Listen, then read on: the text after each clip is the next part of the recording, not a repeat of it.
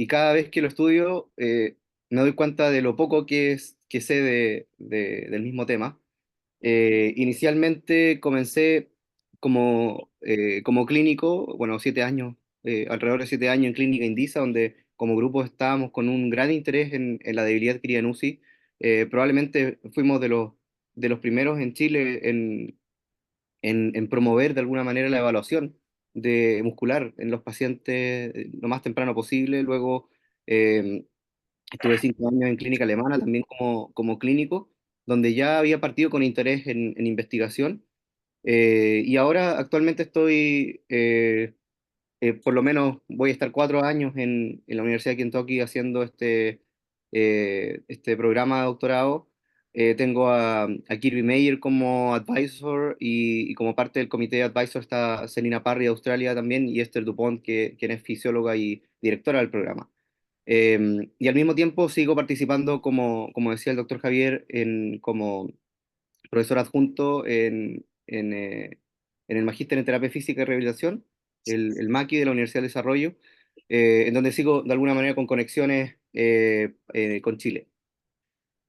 En lo que estoy ahora, el programa de PhD en donde estoy estudiando, trabajando al mismo tiempo como asistente de investigación, eh, tiene de alguna manera amparado una ICU Recovery Clinic, que es una clínica de rehabilitación post-UCI, dirigida, diseñada por intensivistas. Ahí está Ashley Montgomery, la creadora, y está Ana Calema, son dos intensivistas quienes trabajan eh, en la UCI como jefes técnicos y también en esta clínica post-UCI que funciona martes y miércoles, a veces algunos días más, dependiendo de la cantidad de pacientes que ingresen semanalmente. Y está Kirby Meyer, mi advisor, quien es kinesiólogo, también fue parte del equipo fundador de la ICU Recovery Clinic el 2016. Y Melissa Soper, que es enfermera practitioner, que puede de alguna manera prescribir también algunos medicamentos, y ellos son principalmente los que trabajan en la clínica post-UCI. Este centro es bastante interesante, bastante atractivo y en mi caso, para lo que es la disfunción muscular, de alguna manera podemos hacer un seguimiento bastante más completo. Les cuento también que participamos con el Centro de Biología Muscular, principalmente basado en biopsia muscular, principalmente, pero hay otras áreas también, desde animales a seres humanos también, y diferentes áreas que se cubren, áreas de la medicina, de la rehabilitación, que se cubren con este centro de biología muscular. Hay un equipo bastante potente donde nos reunimos todos los jueves a discutir, hacer muscle forum, discutir artículos o presentaciones específicas de algún tema. Eso quería contarles primero como background para de alguna manera dejar claro en qué es lo que estoy ahora y por qué de alguna manera voy a tocar ciertos temas y de la forma en que los voy a abordar, porque en 30 minutos es imposible poder abordar todo lo relevante relacionado a la disfunción muscular del paciente crítico o de la enfermedad crítica en realidad. Primero vamos a hablar de la definición del principal problema, que son las consecuencias a largo plazo. Le podemos llamar PICS, le podemos llamar de muchas otras formas, consecuencias a largo plazo después de vivir en la UCI o de sobrevivir a la UCI. En segundo lugar, vamos a ver la fisiopatología de la debilidad o atrofia muscular. Después, la identificación clínica de la disfunción muscular, de forma muy general cada uno de los conceptos. Y por último, hablar un poco de la persistencia de la disfunción muscular post-UCI. En primer lugar, parte del problema y lo que lleva a las consecuencias musculares es y lo que sabemos actualmente es que la primera semana de UCI es bastante clave, bastante determinante en términos de pérdida de masa muscular. Hay una pérdida de hasta un 20-30% dependiendo de la referencia. No sé si Rodrigo Onel puede silenciarse, está con ruido. Gracias. Eh, Hay diferentes reportes ya desde antes del 2010, donde hay pérdida de masa muscular y ahora último se ha acumulado evidencia, lo muestro acá al lado derecho, en esta revisión sistemática donde aproximadamente se pierde un 2% de masa muscular esquelética al día durante la primera semana de UCI. Esto con la acumulación de diferentes... em, reportes de pérdida de masa muscular, principalmente basados con mediciones de ecografía muscular. Y también sabemos que pacientes que ingresan con menos masa muscular o menos área de sección transversal tienen mayor riesgo de mortalidad cuando estos pacientes requieren ventilación mecánica.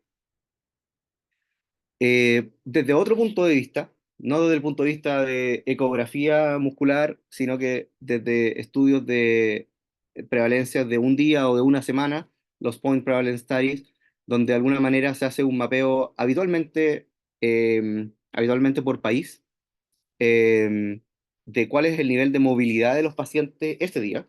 Ese día de estudio es un día para todos los centros, habitualmente. Entonces tenemos los reportes de Australia, Alemania, Estados Unidos, Brasil, Suiza, Alemania de nuevo, el mundo, diferentes países,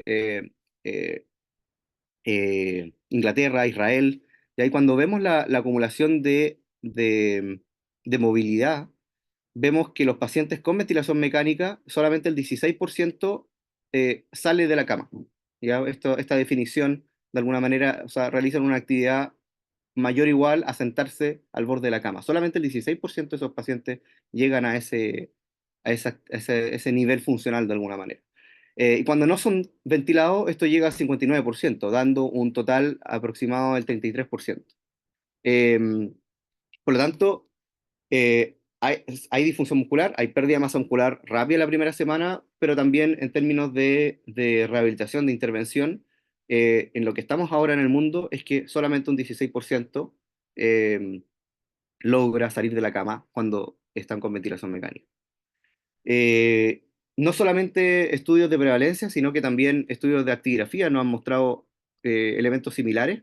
Esta fue una experiencia que nosotros pudimos desarrollar, un estudio que fue enfocado para la validación de constructos de una escala funcional, la FSSIQ, y usamos acelerometría, usamos actigrafía. Acelerómetro es un dispositivo bastante avanzado, el que usamos nosotros al menos, que es un dispositivo triaxial. Todos ustedes conocen los acelerómetros, tal vez no de forma consciente. Cuando ustedes tienen un celular y están mostrando una imagen y quieren que la imagen se dé vuelta junto con el movimiento del celular, eso es porque el celular adentro tiene un acelerómetro, bastante simple.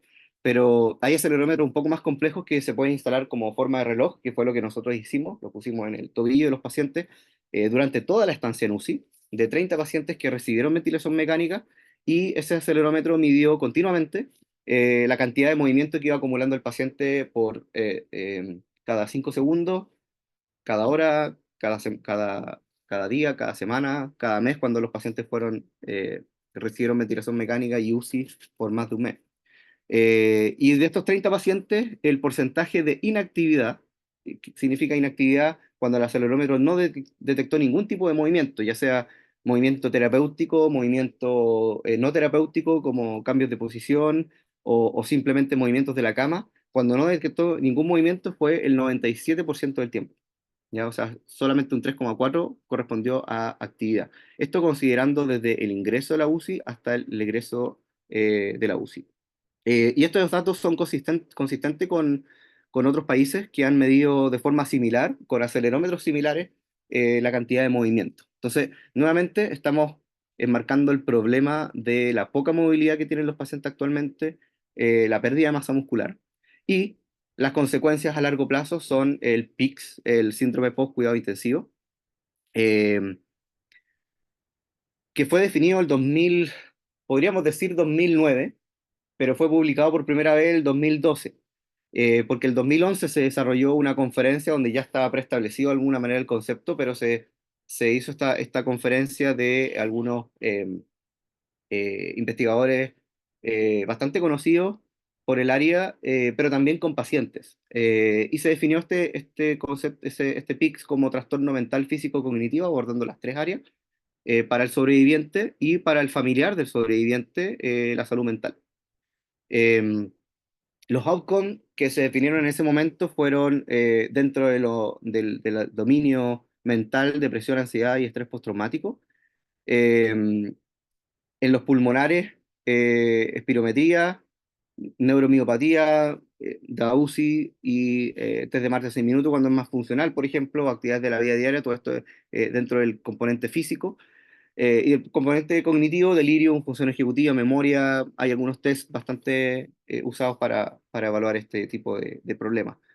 Entonces, este síndrome de alguna manera nos lleva a diferentes brechas o problemas que actualmente están siendo relevantes en la práctica clínica, como también en el desarrollo de investigación en el área de cuidado intensivo.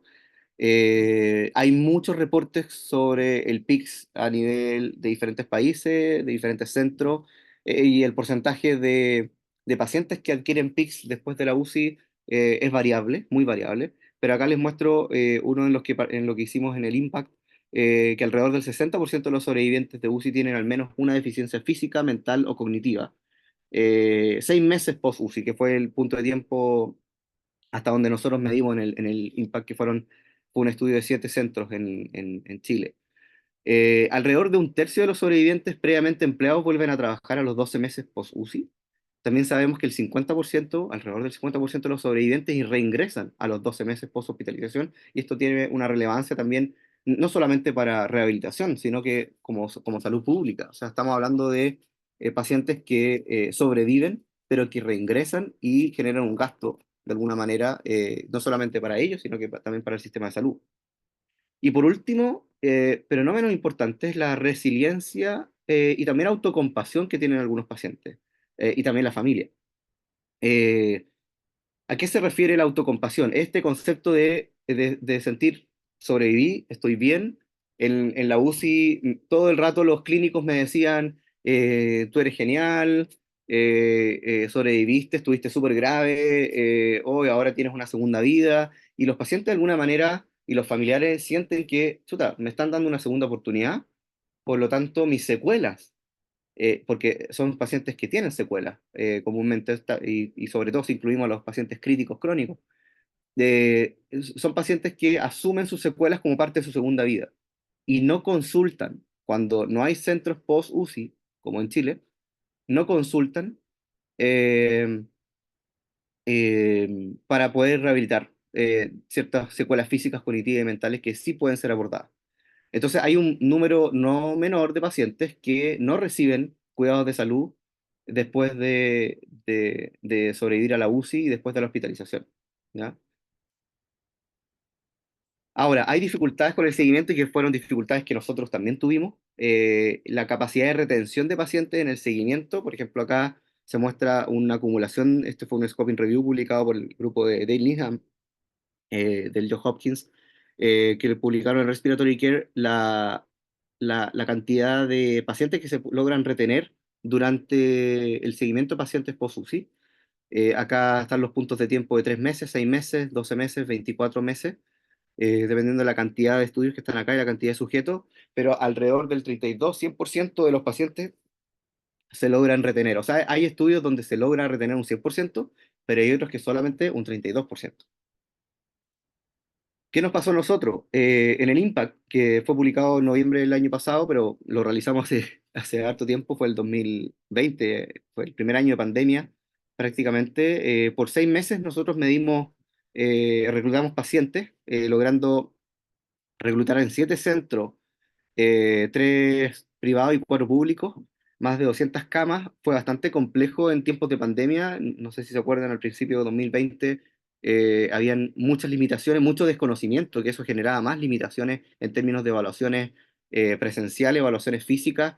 El aislamiento fue una limitación bastante severa. Sin embargo, logramos reclutar 252 pacientes que recibieron ventilación mecánica por más de 48 horas. Nosotros solamente reclutamos pacientes que previamente eran independientes y que no tuvieran delirium al egreso a la UCI, que fue donde por primera vez le evaluamos eh, funcionamiento físico, cognitivo y mental.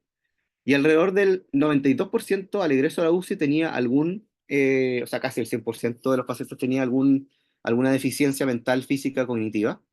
A los 3 meses ese porcentaje bajó a 68%, siendo todavía bastante elevado, y a los 6 meses 57% de los pacientes tenían al menos una deficiencia mental cognitiva o cognitiva. siendo alrededor del 80% de esas deficiencias físicas. ¿Ya? Por lo tanto, eso también refuerza la, eh, la disfunción muscular que adquieren los pacientes desde el comienzo, desde la primera semana de UCI.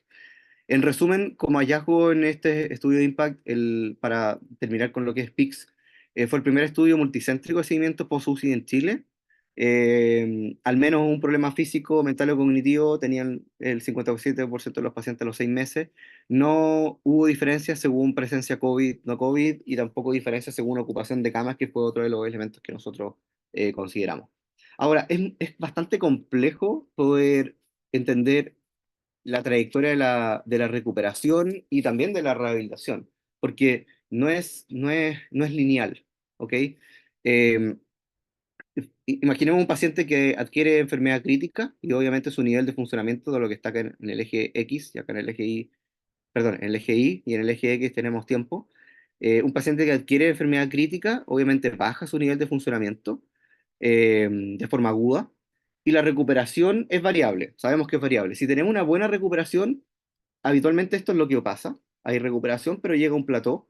Sin embargo, este plató lo más probable es que tenga una diferencia, una brecha con el pic o el efecto de recuperación pic, que no es el mismo con el que el paciente llegó o tenía previo a la enfermedad crítica, porque hay un tema también que es la edad y es la evolución de la, podríamos decir, sarcopenia o la evolución natural que ocurre con los músculos. Estamos hablando de que la mediana o la media de los pacientes que ingresan a la UCI ahora está sobre los 60 años. En pandemia bajó un poco, yo me acuerdo que era 51, 52 en los centros donde estuve, pero, pero volvimos a tener una población después de pandemia bastante añosa. Entonces, hay muchas variables confundentes de alguna manera que hay que considerar en la recuperación. No es tan fácil decir, el objetivo con este paciente es volver a lo que tenía antes de ingresar a la UCI. ¿Ya? Una pregunta con respecto al manejo del PICS, y que tiene que también que ver con el hacerse cargo con la enfermedad crítica y con la disfunción muscular que ocurre, yéndonos ya ahora a los problemas físicos principalmente. Entonces, hay una pregunta que se hizo en una editorial de la Intensive Care Medicine. ¿Deberían los clínicos de la UCI seguir a los pacientes después de la UCI? Y se respondió con dos grupos de diferentes autores en editoriales diferentes, pero en el mismo número, como les decía, en la revista Intensive Care Medicine, el 2018. En el lado izquierdo se muestra el grupo que dijo que no, los clínicos no deberían seguir a los pacientes de UCI después de la UCI. ¿Cuáles son los argumentos? Porque de esto hay que sacar lecciones de alguna manera y ir hacia al futuro de qué sería lo mejor, por ejemplo, para Chile. Acá dicen que el conocimiento y habilidades de los clínicos de UCI, aunque es amplio, no se extiende de manera confiable a ninguno de los dominios PICS. El tiempo practicando fuera de la UCI los alejará del área principal de práctica. La adición de seguimiento en la UCI podría llevar a desgaste de conocimiento, habilidades y costos de oportunidad. Estoy sacando textual de lo que se reporta de alguna manera en este editorial. Y ellos dicen que tal vez sea hora de dejar que más médicos expertos tomen el mando.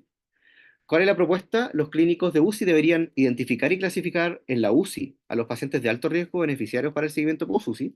Ahora hay un reporte reciente de que creo que fue un grupo australiano donde evaluaron la cantidad de pacientes que tenían PICS con menos de 3 días de UCI, que son habitualmente los pacientes que se excluyen en los estudios de PICS.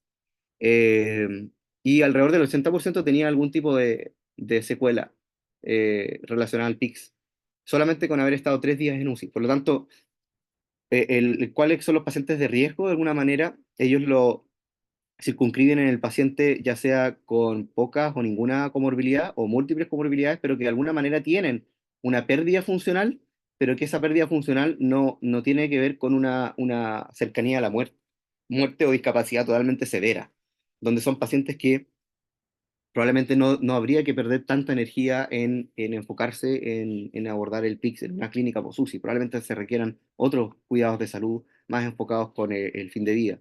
Y lo mismo para pacientes que preservan su función, no son pacientes que tienen que ser abordados con el PICS. Obviamente tenemos que que enfocarnos en un grupo específico. ¿Qué pasa con el grupo del lado derecho? Dijeron, el seguimiento por parte de los clínicos de UCI podría minimizar la pérdida de información y la mala experiencia del paciente y su familia, que eso es algo relevante. O sea, si el paciente es atendido post-UCI en una clínica después de la hospitalización, en un centro después de la hospitalización, y conoce a los clínicos desde la UCI, eso va a generar un vínculo bastante mayor y eso podría también generar mejores adherencia con el seguimiento del tratamiento que los pacientes necesitan o las intervenciones. Los modelos de seguimiento de clínicas codiseñadas con staff de UCI han mostrado ser costo efectivas. Acá hay un ejemplo de esta iniciativa TRIBE, de una red internacional de hospitales centrada en explorar diversos modelos de seguimiento en sobrevivientes de UCI que siguen trabajando. Entonces la propuesta es que los clínicos que sigan pacientes los conozcan desde la UCI. ¿Ya? Entonces, lo más probable es que para Chile en un futuro haya que hacer una mezcla entre estos dos mundos.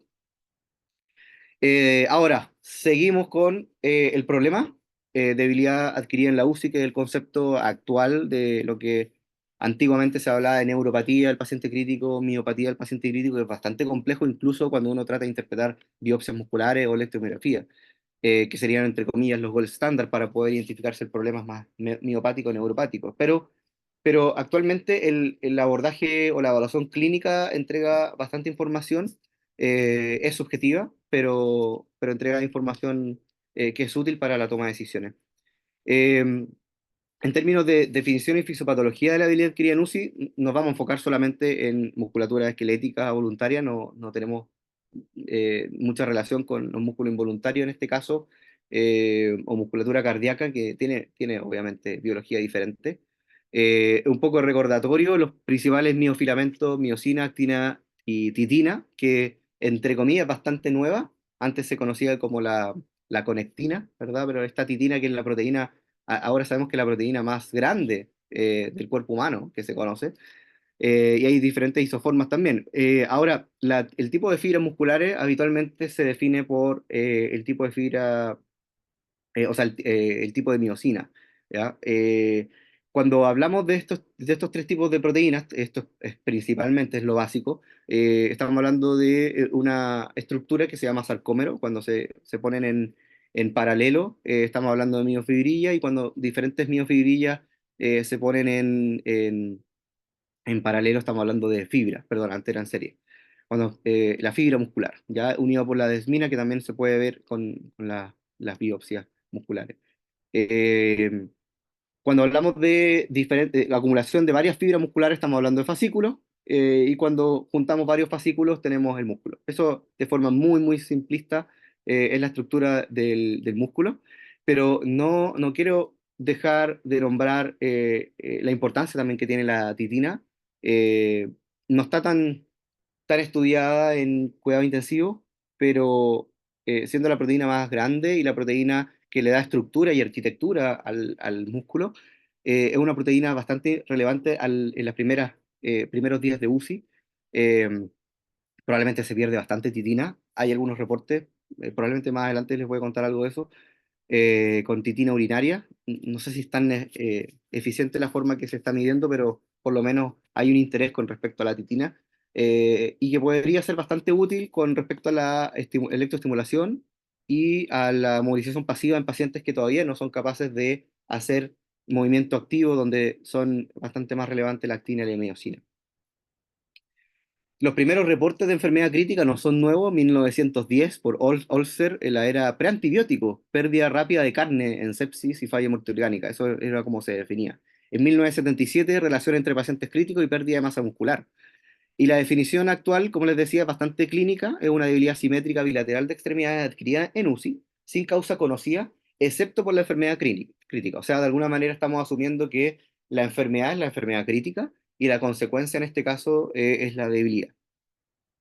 Componentes más antiguos, entre comillas, la neuropatía del paciente crítico, la miopatía del paciente crítico o combinación de ambos.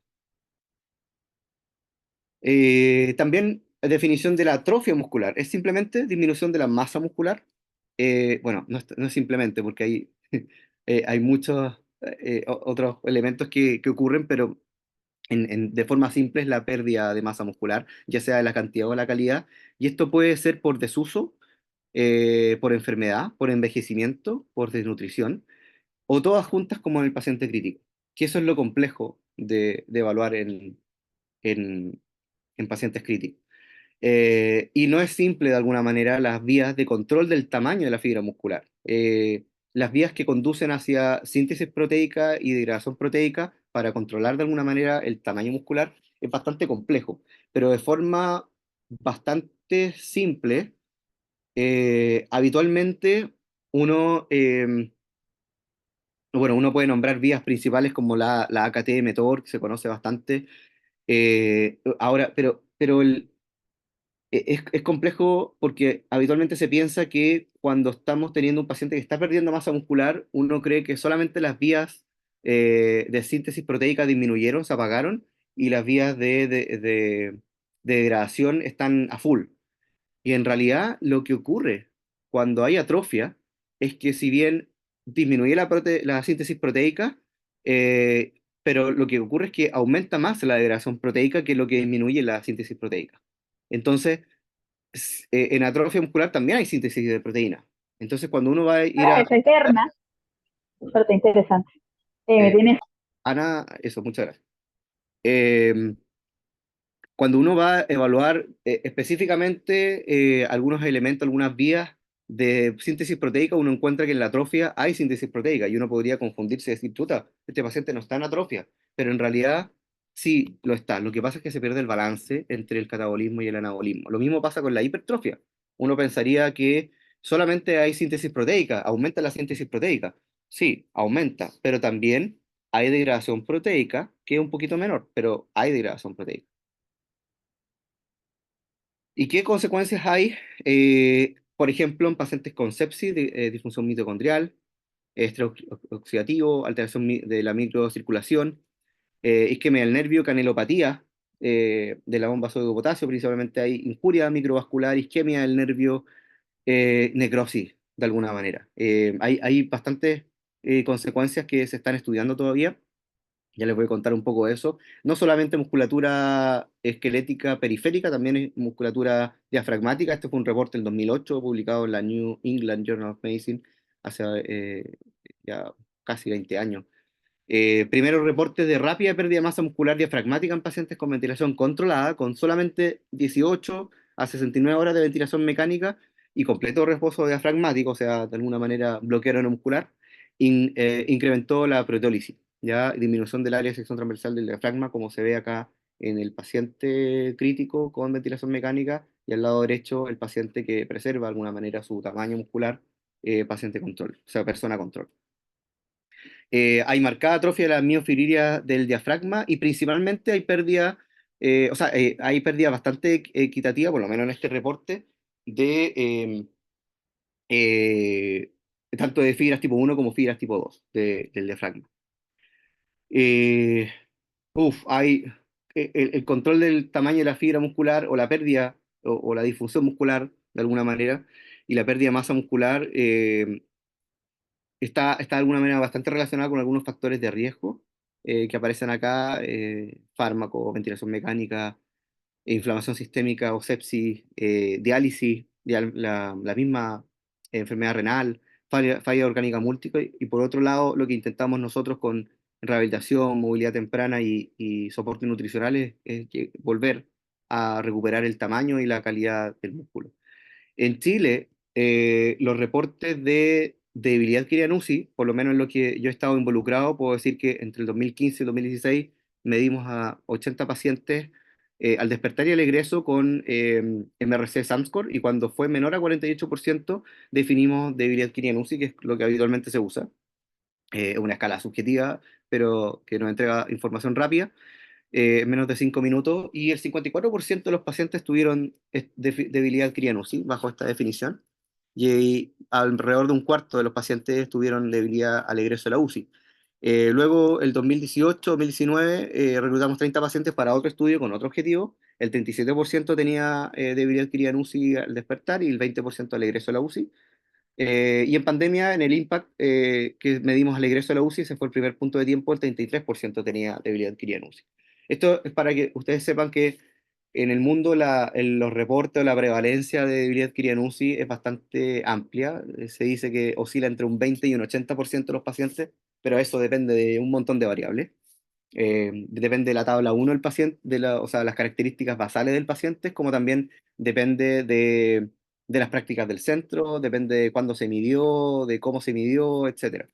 Eh, pero esto es lo más cercano que tenemos en Chile, por lo menos lo que yo conozco de estudios en Chile. Entonces, la identificación clínica actual que tenemos de la debilidad adquirida en UCI puede ser de diferentes puntos de vista. Podemos evaluar la fuerza muscular dirigida con MRC Sandscore, escala eh, subjetiva, y acá hay algunas características que nosotros definimos en esta tabla que publicamos en una... Esto fue con otro objetivo, fue para una revista muy conocida del ámbito renal. eh, y hicimos esta tabla de resumen, les puede ser bastante útil, acá está la referencia. Bueno, podemos evaluar fuerza con MRC Samscore, podemos evaluar con Handgrip o con Handheld, tres tipos de evaluaciones de fuerza muscular, como también podemos evaluar con ecografía muscular la pérdida de masa. De forma más imagenológica, el CT scan o la resonancia, la electromiografía y la biopsia muscular. Sin embargo, si nosotros separamos, hay que silenciar ahí a la María Graciela, si te puedes silenciar, por favor. Ahí, gracias.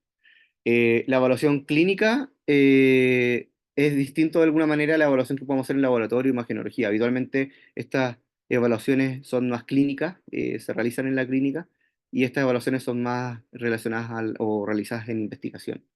Eh, y haciendo el seguimiento de la disfunción muscular, nos vamos a enfocar de alguna manera en evaluaciones funcionales o evaluaciones que pueden ser tanto de investigación como también clínicas. Hay todavía brechas para realizar ecografía muscular de forma clínica y que eso realmente tenga una utilidad clínica. Eh, y sabemos que en Chile, cuando estamos a 93 centros a nivel nacional, el reporte de uso de instrumentos de medición fue bastante variable, pero cuando las respuestas fueron siempre usamos este instrumento, o casi siempre, o casi nunca lo usamos, cuando acumulamos esa cantidad de respuestas, el 90% reporta que usa MRC Samscore en su centro. Esto fue respondido por un coordinador o un representante de cada centro de los 93 UCIs de Chile. 45% dice que usa ecografía muscular, 70% FSSIQ, y el resto de los instrumentos de medición que salen acá se usan en menor proporción. Algunos de ellos se usan y no están disponibles en español. También es importante destacar eso. Ahora, cuando evaluamos las respuestas de siempre, solamente cuando los representantes de cada centro dijeron, no, acá en nuestro centro usamos siempre este instrumento, el 53% usa MRC Sandcore, 2% hand grip, 6% de ecografía muscular y FSCIQ, que era antes bastante alto, 34%.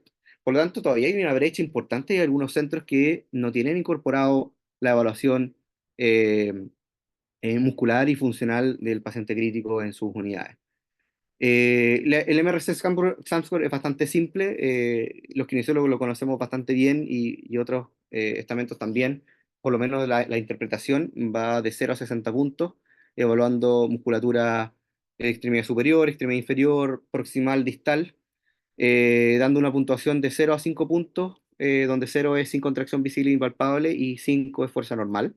Y la interpretación cualitativa del puntaje total es menos de 48 puntos de debilidad significativa y menos de 36 puntos de debilidad severa.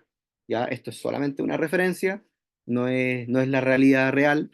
Estamos hablando de escala. Acuérdense que las escalas son todas cualitativas, son ordinales, no son cuantitativas, aunque tengan números, eh, porque uno le está dando una asignación, una asignación clínica de alguna manera a una realidad que está evaluando.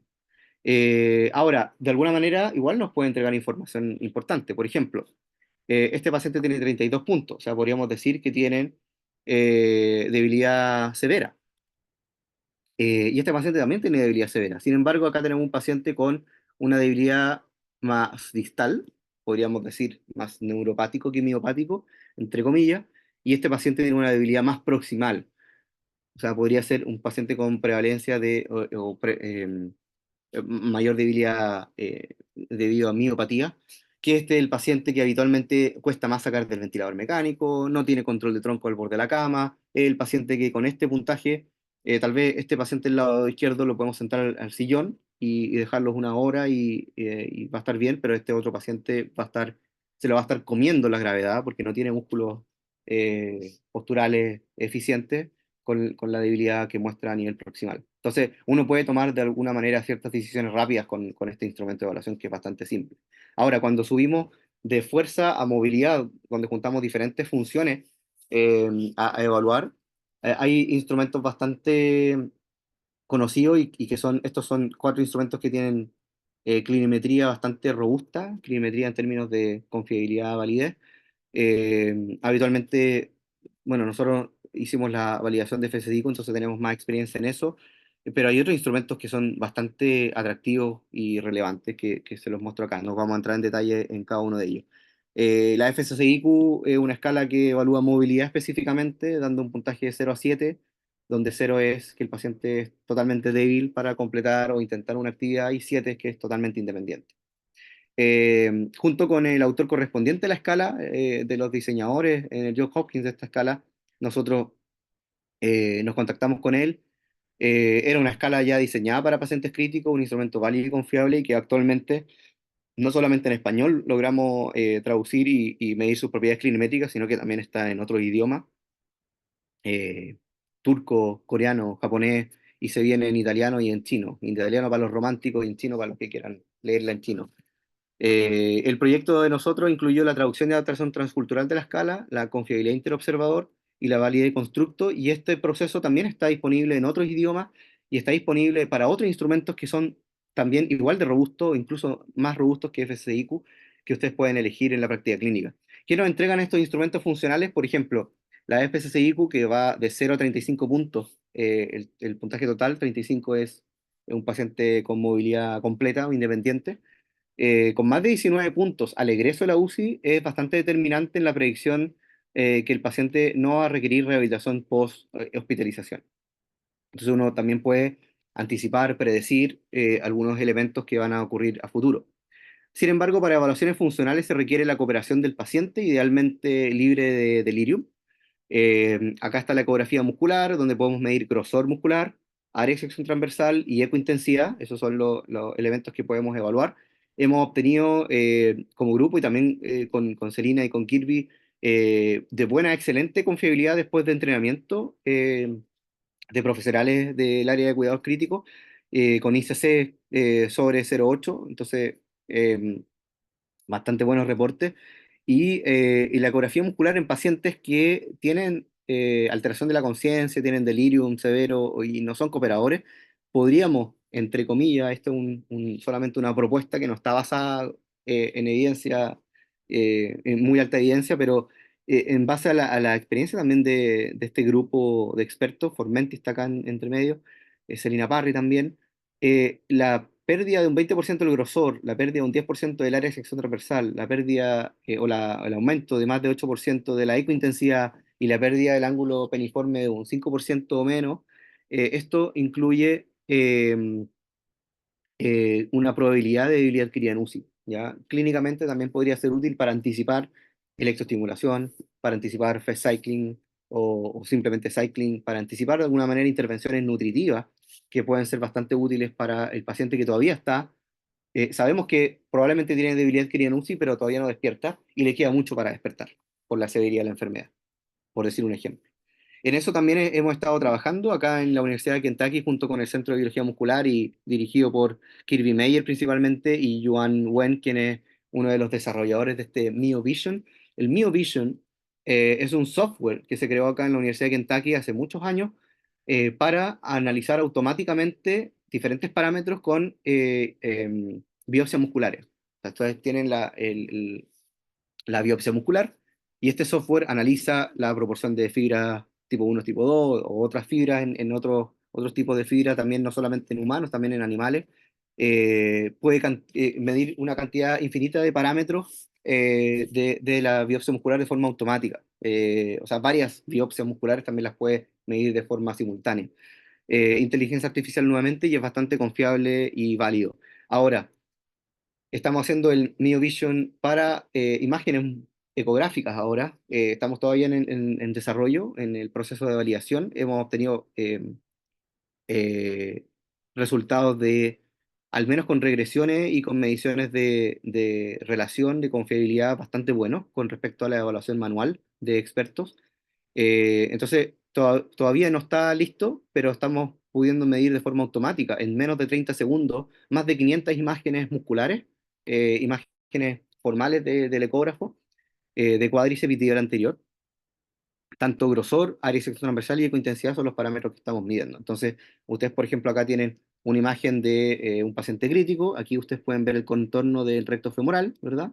Y acá el contorno del área de sección transversal del recto femoral de un paciente, de una persona sana, ¿ya?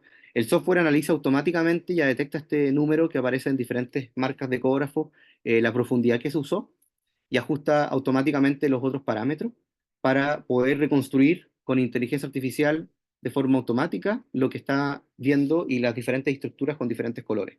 Entonces, lo que logra ver es, por ejemplo, acá está midiendo el área de sección transversal del músculo sin la necesidad de estar analizando y midiendo de forma manual.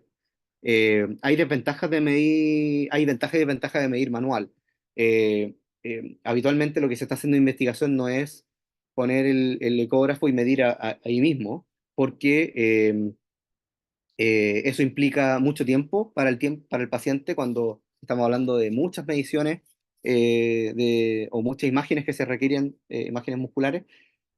Y también las luces que están en la UCI para poder mirar bien el ecógrafo, habitualmente uno no lo hace con la luz adecuada. La pantalla del ecógrafo no es la mejor, sobre todo cuando son equipos portátiles.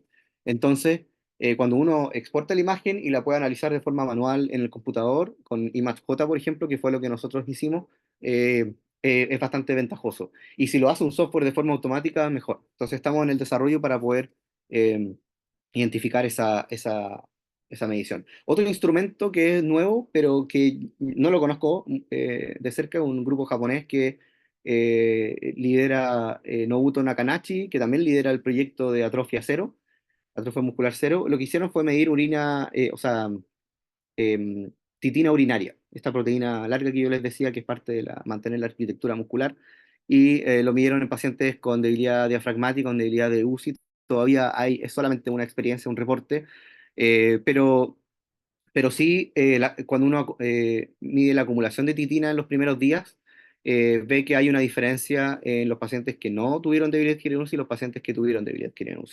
Fueron bastante pocos, 9, pero de alguna manera algo nos dice que se pierde titina cuando hay mayor debilidad adquirida en UCI. Y por último, eh, con respecto a la persistencia y la disfunción muscular, que esto es un desafío, por lo menos de acá el grupo de Kentucky. Hay pacientes que teniendo las mismas características, unos recuperan la función muscular y otros no la recuperan. Entonces, hay diferentes estudios que han utilizado biopsia muscular. eh, no solamente, bueno, acá en Kentucky se está empezando a estudiar esto, pero hay otros reportes previos bastante relevantes. Incluso hay estudios, hay uno en Bélgica que liderado por una chilena que es Cheryl Hickman, bastante interesante ese trabajo. Creo que es de los pocos, o probablemente solamente hay dos ensayos clínicos al autorizado, uno de ellos es de Cheryl, donde midieron biopsia muscular en un ensayo clínico al autorizado. O sea, si uno trata de buscar todos los estudios de biopsia muscular, que son una de mis revisiones sistemáticas, todos los estudios de biopsia muscular que se han hecho en pacientes críticos, no hay más de dos, tres ensayos clínicos al autorizado. Y eso fue publicado en Critical Care Medicine. También hay otros reportes previos que son observacionales de más de un punto de tiempo, como el estudio de Putke Chiari, publicado en la New England Journal of Medicine, y otros reportes canadienses también liderado por Dos Santos y otros autores relevantes. Entonces, ¿por qué hay sobrevivientes que recuperan la cantidad de masa muscular, pero no la función muscular? Entonces, uno ve que con ecografía, por ejemplo, el músculo puede haber recuperado la cantidad muscular. La calidad no siempre se recupera al 100% en sobrevivientes, por lo menos lo que nosotros vemos en la clínica post-UCI, pero esos pacientes, algunos no recuperan la fuerza muscular. Entonces, algo está pasando. ¿Será disfunción mitocondrial? Que es una de las hipótesis más, entre comillas, más conocidas, y por qué hay sobrevivientes que recuperan su función muscular y otros no también. Ahora, esto no es tan simple. Acuérdense que hay muchos factores intra-UCI que ocurren en la UCI, cantidad de sedación, cantidad de fármaco en general, cantidad de días de ventilación mecánica, de diálisis, que van confundiendo y van mediando de alguna manera los outcomes de disfunción muscular. Le agregamos rehabilitación, pero sigue siendo complejo porque además el paciente trae comorbilidades, el paciente trae una edad, trae una raza, trae una fragilidad clínica previa, trae si es masculino o femenino, ¿verdad? Y esto va generando diferentes interacciones y variables confundentes que al final es muy, muy difícil poder decir, sí, estos pacientes tienen disfunción muscular por tal razón. Entonces, el estudio con análisis de biopsia muscular es bastante importante y lo que nos han dado hasta el momento, es una revisión narrativa de Jane Budd, Margaret Herrick, Claudio Dos Santos, quienes han investigado bastante con biopsia muscular eh, en la enfermedad crítica, lo que hemos eh, sabido es que probablemente se podría explicar la disfunción muscular por la menor cantidad de células satélites, eh, pobre capacidad de regeneración, fibrosis muscular. Fibrosis muscular, habitualmente aumento de colágeno en la matriz extracelular, disfunción mitocondrial también, arquitectura muscular alterada y lesión nerviosa. Eso es en general lo que se ha logrado identificar en estudios de biopsia muscular desde una perspectiva biológica. Acá hay otro esquema que muestra más o menos lo mismo, sin embargo, se separa lo que es dentro de la UCI y post-UCI, eh, y cuáles serían los tratamientos propuestos, pero esto es solamente una propuesta porque está basado todavía en estudios o muchos en animales o estudios en seres humanos con pocos puntos de tiempo y con poca cantidad de muestras musculares. Ahora, esta es una tabla de resumen que hice hace poco con solamente los estudios que han evaluado con biopsia muscular post-hospitalización. Son solamente 5 estudios, muchos de ellos relacionados entre sí. La mayoría evaluaron vasto lateral, la biopsia, y dando un total de 107 biopsias musculares. ¿Qué hallazgos podemos resumir de forma rápida?